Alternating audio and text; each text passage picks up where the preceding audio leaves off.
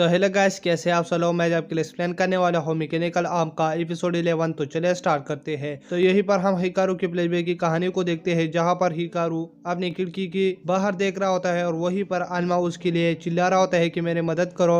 और इसके बाद हम प्रेजेंट पर देखते हैं, जहाँ पर हिकारू का हार्ट रेट 0 होता है और इसकी वजह से सारे लोग बहुत ज्यादा परेशान होते हैं। और इसके बाद हम देखते हैं कि जिस गोली में होता है वो ओपन हो जाता है।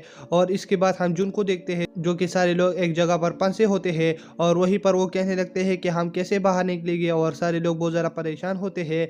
तो वहीं पर काजुमा कहने लगता है कि हम ये जगह तोड़ते हैं। तो वहीं पर एक आदमी कहने लगता है अगर इसे तोड़ने में हमको कोई चोट आई तो फिर क्या होगा। तो इसकी वजह से वो मना कर लेते हैं।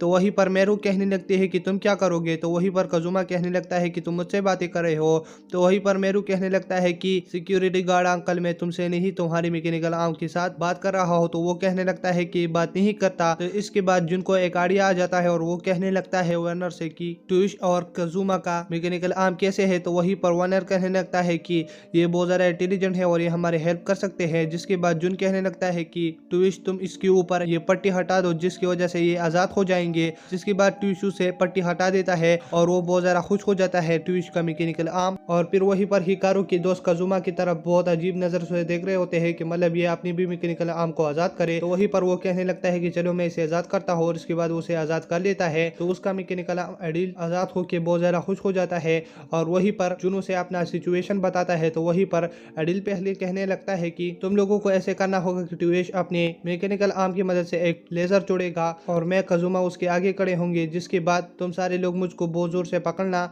और फिर एक झटके में मुझे छोड़ना। तो मैं स्प्रिंग की तरह काम करके वहीं पर उस जगह को तोड़ दूंगा और हम आजाद हो जाएंगे। और इसके बाद वो जुन से कहने लगता है कि इस काम में तुम कुछ नहीं करोगे। तो जुन कहने लगता है कि मैं किसी काम का नहीं हूँ। तो वहीं पर वो जुन से कहने लगता है कि नहीं, तुम बहुत ज़्यादा होशियार हो और तुम ये लीड करोगे ये सारा मिशन, तो इसकी वजह से तुम कुछ नहीं कहोगे। जिसके बाद जुन भी बहुत ज़्यादा खुश हो जाता है और फिर वो ऐसे ही करके खुद को आज़ाद कर पाते हैं। और वहीं पर जुन जा रहा होता है हिकारू के पास, लेकिन वो हिकारू के पास जाकर क्या करेगा। तो इसके बाद वो सारे लोगों से मदद मांगता है और इसके बाद जुन हिकारू के पास पहुंच जाता है और वहीं पर आगे से कहने लगता है कि मतलब हिकारू मर चुका है लेकिन मैं इसको अभी भी जिंदा कर सकता हूँ। तो ये सुनकर आगे भी बहुत ज्यादा हैरान हो जाती है। और इसके बाद जुन अपने भाई के पास नाहितो के पास चला जाता है और उसे कहने लगता है कि मेरा मैकेनिकल आर्म एस्केपलियस ये आर्बिट्रियम को फ्लो करता है। तो मतलब इसकी मदद से हम बहुत सारे आर्बिट्रियम को जमा करके हिकारू के अंदर डाल सकते हैं और इसकी वजह से वो बच जाएगा। तो वहीं पर नाहितो कहने लगता है कि मरे हुए इंसान को तुम जिंदा करोगे तो क्या होगा और इसे एस्केपलियस को खतरा होगा। तो वहीं पर जुन कहने लगता है कि मुझे इसकी परवाह नहीं है,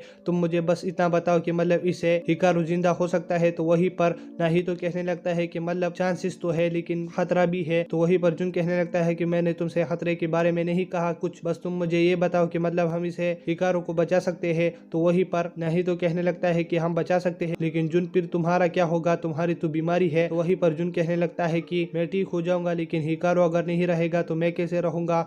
और इसके बाद वो एस्केपलियस को लेकर हिकारू के पास चला जाता है और वहीं पर उसे कनेक्ट कर लेता है और वहीं पर सारे लोगों से कहने लगता है कि तुम सारे लोग अपना आर्बिट्रियम शेयर करो मुझसे। तो वहीं पर कोई भी नहीं ये कर रहा। तो इसके बाद जुन कहने लगता है कि ये हिकारू वो आदमी है जो कि तुम सबके लिए अपना जान दे सकता है और ये बहुत ज्यादा बेवकूफ आदमी है और इसके बिना मैं नहीं रह सकता। अगर जब मैं इसको जिंदा करूँ अपने आर्बिट्रियम की वजह से तो फिर मैं इसे खुद अपने हाथों से मारूंगा। और इसके बाद वो ऐसी कुछ अजीब से बातें कर रहा होता है और फिर सारे लोग मान जाते हैं और वहीं पर जुन की मैकेनिकल आर्म को पकड़ लेते हैं। और इसके बाद हम हिकारू को देखते हैं जिसके सपने में वहीं पर जुन और आकी उसे उठा रहे होते हैं कि मतलब तुम आल्मा के पास चले जाओ। तो वहीं पर हिकारू कहने लगता है कि मेरे पास इतना ताकत नहीं है कि मैं आल्मा के पास चली जाओ। और इसके बाद वहीं पर फिस्ट उनकी तरफ बढ़ रहा होता है और इसके बाद हम फिर से हिकारू को देखते हैं जहाँ पर वो आल्मा को पकड़ पाता है और इधर बहुत ज्यादा बड़ा ब्लास्ट हो जाता है और वहीं पर फिस्ट आकर जुन को पकड़ लेता है और उसकी बॉडी पर कब्जा कर लेता है और वो कहने लगता है कि मुझे अब कोई रोक नहीं सकता और हिकारू